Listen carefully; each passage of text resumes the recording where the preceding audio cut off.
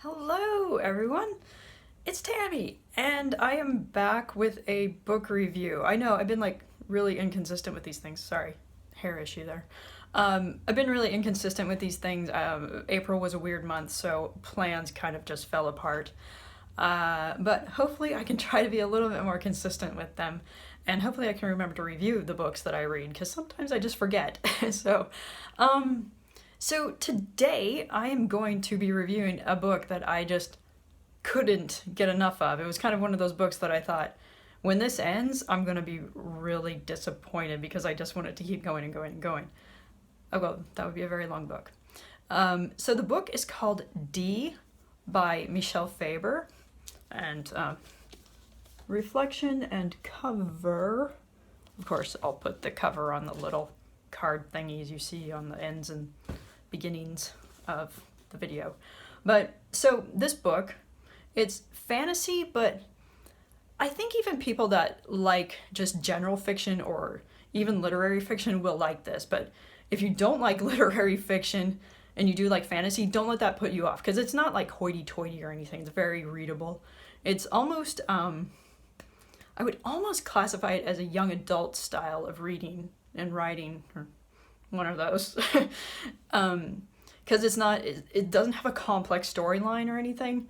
What the storyline actually is, or the premise is that a young girl, she's living her normal life in England, and I forget what town she lives in, but reading comprehension.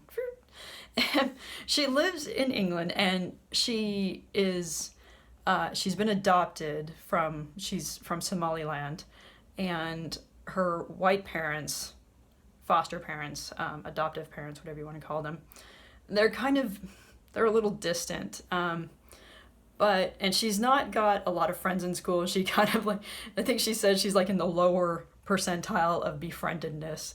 So it's kind of cute. But what starts happening is she wakes up one morning and all the D's are gone from the world, and that's why it's called D. And literally everything, everybody starts talking without the letter D,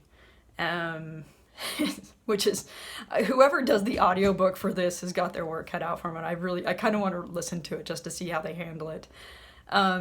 D's disappear from newspapers, from street signs, everything, and so this is kind of weird, but she's like, okay, people are just being weird. And then things with the letter D in their name start disappearing.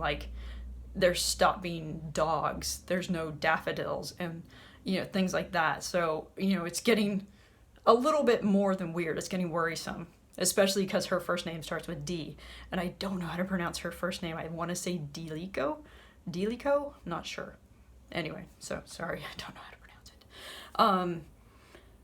So what happens is she goes to a funeral for an old teacher of hers who has retired, and notices something strange, and she follows the strangeness and ends up venturing in to save the world's D's.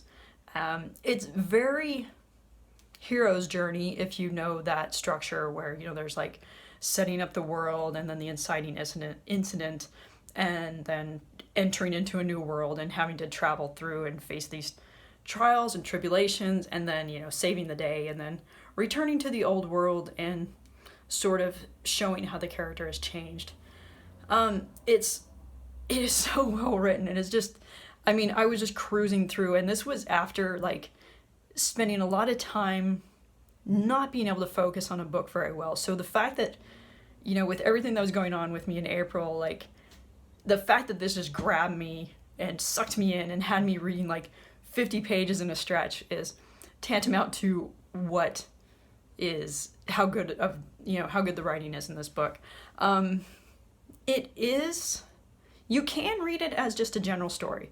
There's nothing wrong with that, and if you have kids or something, or teens or preteens, I think they'll really enjoy the story. There's nothing that would bother them or anything, but there is a definite political theme going on of certain political leaders repressing certain thoughts and certain people and stuff like that. And so it was enjoyable trying to sort out, like, okay, what do these people represent? What do these people represent? What do the D's represent?